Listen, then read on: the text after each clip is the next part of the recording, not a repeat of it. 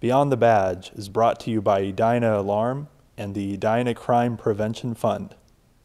Welcome to Beyond the Badge, a program about the inner workings of the Edina Police Department.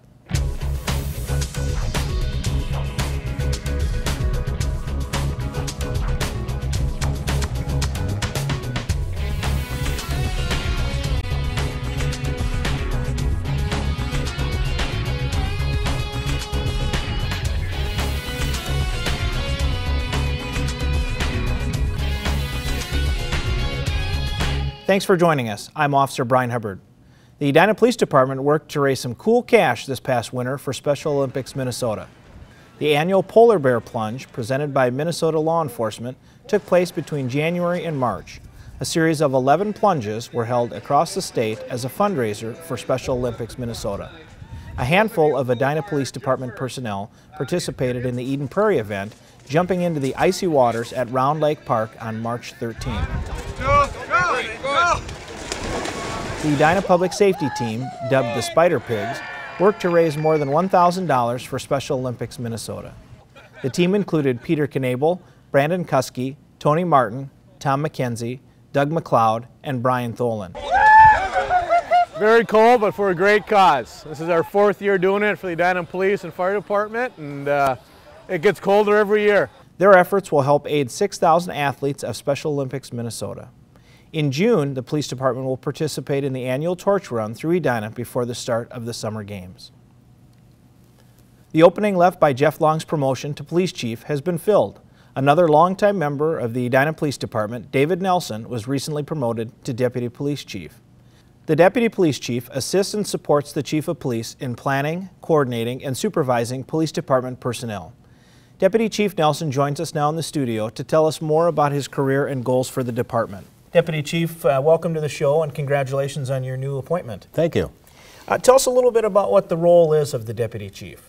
My primary role is to oversee the day-to-day operations of the department, including the patrol division, investigative division, and the communications center. What makes you excited about this new position? Looking forward to the challenge that comes with the position. I'd like to look at large-scale planning of the department, what direction we're going, and to continue serving the public the way we have been in years past. As you move into this role, what are some of your initial priorities?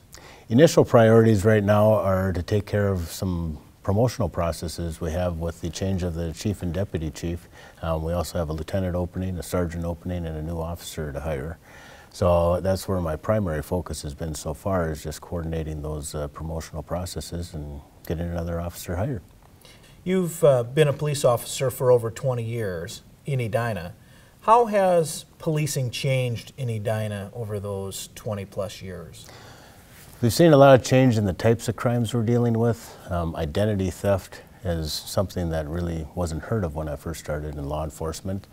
Computer-related crimes, with all the different crimes that are committed on computers, internet, all the different types of forgeries that they can do, and fraudulent money orders and currency that can be produced on computers that you weren't able to do that years ago. Those are the primary changes I see in our crime trends. Over the course of those 20 years, there's probably been some changes in how the police department interacts with the community. Can you talk a little bit about that? I'd say over the last several years, we've been always trying to increase our involvement with the community. When I first started in law enforcement, community involvement was kind of minimal. And now we look to the community for a lot more involvement. We've realized that we need the community's help in solving crime. As you move into this new role in the administration of the department, what are some things that you'd like the community to know about the Edina Police Department? We're always evaluating how our department works, and we try to make our department a better department and a better place to work. We want to be able to continue to hire high-quality officers to serve the community. Well, Deputy Chief, thank you for joining us, and again, congratulations on your new appointment. Good luck. Thank you. It was nice to be here. Nelson began work for the Edina Police Department in 1991 after working as a patrol deputy for the Anoka County Sheriff's Office. He worked as a patrol and school liaison officer before being promoted to investigator in 1997. He was later promoted to sergeant in 1999 and lieutenant in 2005. In addition, he was a member of the department's emergency response team for 5 years and is in the process of completing his emergency management certification. Nelson holds a degree in criminal justice from Metropolitan State University and successfully completed the FBI's National Academy in December of 2009. When you call 911, who's on the other end of the line?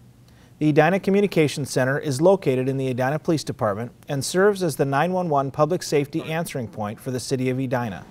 The center operates 24 hours a day and is staffed by 8 full-time and 2 part-time professional dispatchers. Dispatchers answer emergency and non-emergency calls using advanced computer and radio systems. Let's go now to the Edina Communications Center, where Officer White is with Lorene Draper to tell us more about the work of Edina's dispatchers. Thanks, Brian. I'm at the Edina Police Department, inside the Communications Center, where 911 calls come in for police, ambulance, and fire services in the community. And I'm joined by Lorene Draper, who's the supervisor here, dispatch supervisor. Lorene, thanks for being on the show today. Thank you, Aaron. Want to learn a little bit about what you guys do here today? Certainly. First of all, why is it important for Edina to maintain its own 911 public safety answering point when other communities have decided to consolidate that service? Well, we believe that we can provide a more personalized level of service to both the citizens and our responders by maintaining our own PSAP, or public safety answering point. And how many 911 calls do you receive each year? We receive approximately 25,000 911 calls per year, and we receive several times that number in administrative and non-emergency calls, as well as processing more than 55,000 CAT events through our computer-aided dispatch system. It's a lot of calls. It's a lot of calls. People, though, still seem to have some fear sometimes of calling 911. This is maybe a great opportunity to clarify a little bit. When should a person call 911? I don't want people to think, no, this isn't a big enough deal or what. Can you clarify that a little bit? When should they call? Anytime a person believes that they need an urgent response from police, fire, or medical personnel, they should call 911. And what kind of information is really important? If somebody's seeing something happening in their neighborhood, or they're following a suspicious vehicle or something, what kinds of facts should they be collecting in order to help you do your job? It's really helpful if they can obtain as much descriptive information as possible, such as a description of any suspect or vehicle involved in an incident. That's very helpful to us. If they can obtain a license plate, even better. Sure, the more details, the better. Exactly. Edina provides a lot of emergency medical services in this community, and you guys play an important role in that. What do dispatchers do as part of that process? All of our full-time dispatchers are certified in advanced EMD, which is emergency medical dispatching.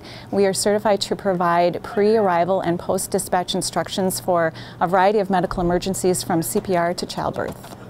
So you guys take a call, person requests an ambulance, you're able to kind of give some initial instruction to assist them until the responders are available. We are. Okay. Technology seems to be changing everybody's world. How's that affecting you guys? In the dispatch center here, you're just chock full of computers and touchscreens and consoles. How have you seen technology impact your job?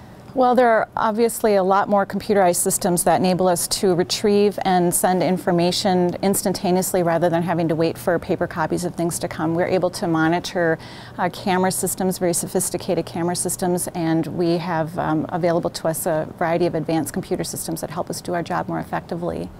Information's available much more quickly now, isn't it? Absolutely. What types of skills and training are required for a person to be successful in this job and to get up to speed, become a good dispatcher here? I think two of the primary skills that are necessary are the ability to multitask under pressure and the ability to make good decisions and have good judgment under pressure. And then when it comes to training, how does your training program work? Our training program is approximately 6 months long, but we're able to adjust that up or down due to the needs or depending upon the needs of the individual trainee. A lot to learn. A lot to learn. You're obviously not going to leave a person here, by themselves until they've really gotten all the details down and can cover all the bases. Correct. Well, Lorene, thank you so much for being with us today and telling us a little bit about what you guys do here. Thank you, Aaron. Lorene Draper, who's the dispatch supervisor here at the Dyna Police Department, providing dispatch services to our police department, fire department, as well as EMS services. And we'll return to Brian in the studio. Thanks, Aaron. Always dial 911 to report an incident that requires a police officer at the scene, call an ambulance, report a fire, or report suspicious or criminal activity such as alarms, shots fired, shouts for help, sounds of breaking glass, or an unfamiliar person carrying items from a house. When in doubt or unsure of any situation, call 911 and the dispatcher will assist you. Do exactly what the 911 operator tells you during the course of the call. Since last fall, Edina residents have had another way to communicate with the police department, Tip 411. Using Tip 411, anyone with a cell phone can anonymously text helpful information to the police department. Simply text the keyword EPD TIP and the message to Tip 411, and the information is sent directly to members of the Edina Police Force. Confidential and anonymous information is sometimes critical in solving or preventing crime. Tip 411 uses state-of-the-art technology to reach out to people who may have vital knowledge but want to remain in the background. This new communication tool also allows for the option of real-time texting between a police officer and the texter. It's not just the high school students that we want using this program, it's anybody in the community, because after all, the community are the eyes and ears of the police officers. It's important to remember that texting to Tip 411 should not replace 911. Texting to Tip 411 is for sharing information only. Residents needing police or medical assistance or who want to report an emergency should continue to call 911. Underage drinking is a problem all police departments deal with. According to the U.S. Department of Health and Human Services, alcohol use by persons under 21 years of age is not only dangerous, it's a major health problem. Alcohol is the most commonly used and abused drug among youth in the United States, more than tobacco and illicit drugs. Even though underage drinking is illegal, research by the Office of Juvenile Justice and Delinquency Prevention shows that young people ages 12 to 20 drink 11% of all alcohol consumed in the United States. Officer Aaron White is with Officer Keith Berger to talk about underage drinking in our community. Thanks, Brian. We're at the South Metro Public Safety Training Facility today with Edina Officer Keith Berger to talk a little bit about the consequences of underage drinking. Keith, thanks for being here today. Thank you for having me, Aaron. This is a common topic. It comes up a lot with the police department in schools, and that's why today what I want to talk about is kind of where police get involved, that being the consequences, the laws relating to underage drinking. But first of all, what types of effects as a police officer do you see negative effects or consequences as a result of people under 21 drinking alcohol? We see a lot of people under 21 that use alcohol commit crimes, whether it be assaults, stealing, breaking into cars, being out past curfew, and in fact just using alcohol as a crime. Let's talk specifically about underage consumption. How does the law define that, and what are the consequences? The law defines underage consumption as of any person under 21 years of age inducing any amount of alcohol, whether it's a drop or a gallon. Okay, so there's no legal limit or anything like that, any detectable alcohol in their system? If we can smell it, if we can see physical characteristics, bloodshot eyes, slurred speech, any of that is considered a crime. Okay, and what's the penalty? What happens if you catch somebody? First offense is going to be considered a misdemeanor, which is punishable by 30 days in jail or a $1,000 fine. Okay, and then with juveniles, it's kind of a case-by-case? Correct. Okay.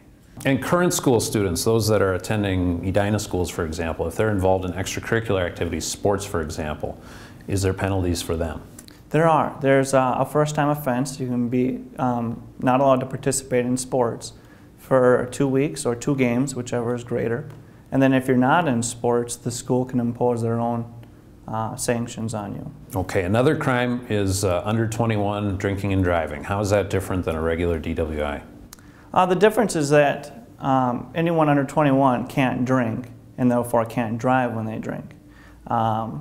So if you're under 21 and you had anything from a drink, from a sip to a gallon, and you're driving, then you're breaking 2 laws. Okay, so much like underage consumption, any detectable alcohol, and they've committed a separate crime there in addition to the consumption. Correct. What about the penalties for procuring alcohol? That is, somebody going out and buying some beer or something for somebody under 21. Is that a crime? Can a person get into some trouble for doing that? That is a crime, and there's 2 parts to that crime. The first part is the criminal part, which the act of buying alcohol or even just giving alcohol to a minor is a crime. The second part to that is considered a civil liability, and the consequences of that are pretty much endless. Okay, the message there, of course, being if you're the big brother or an adult or someone else, this is not a good idea to get involved in going out to the liquor store and buying some alcohol for somebody under 21. That is correct. Edina has what's called an open house party ordinance. Can you talk a little bit about Edina's ordinance? Several years ago, the City of Edina passed an ordinance stating that any person in control of a residence cannot host an open house party. And an open house party is considered a social gathering where juveniles or people under 21 consume drugs or alcohol. Okay, and so that could apply to someone under 21 that's actually hosting the party themselves, but very important also to emphasize that that could be a parent or another adult who is allowing this to happen in their residence. Yep, if a parent knows this is happening and they're not there, they're just as liable as their child who's hosting the party at the house. Any final message for kids that aren't getting the message out there about underage consumption? Nothing good comes from alcohol consumption when you're under 21 years of age. Just the fact of holding it is a crime, let alone drinking it.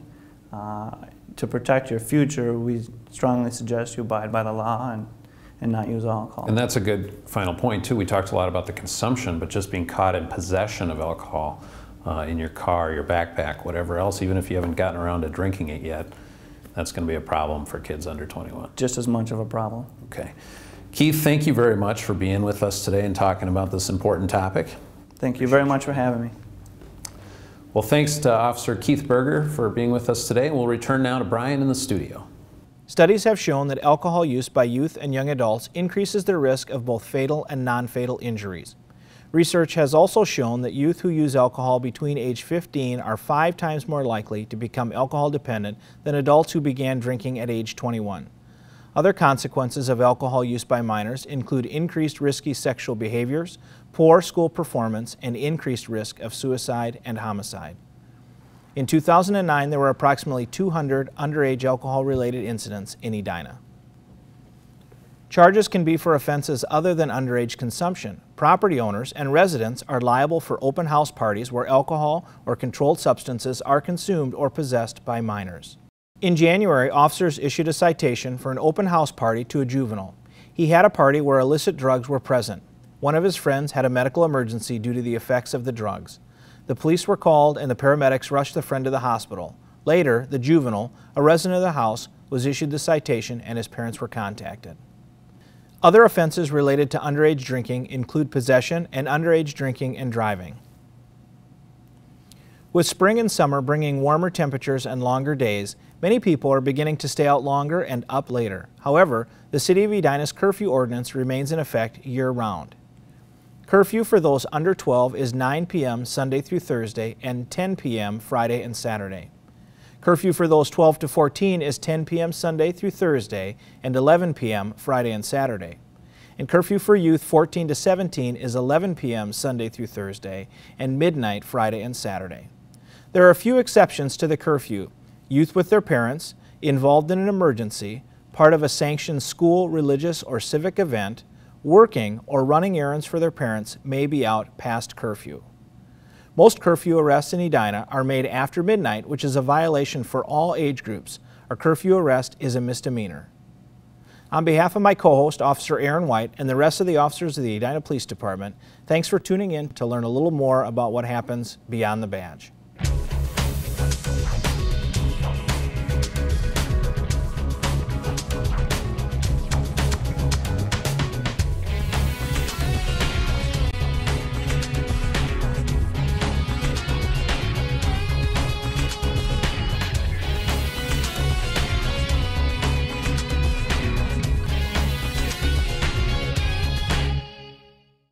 Beyond the Badge is brought to you by Dyna Alarm and the Dyna Crime Prevention Fund.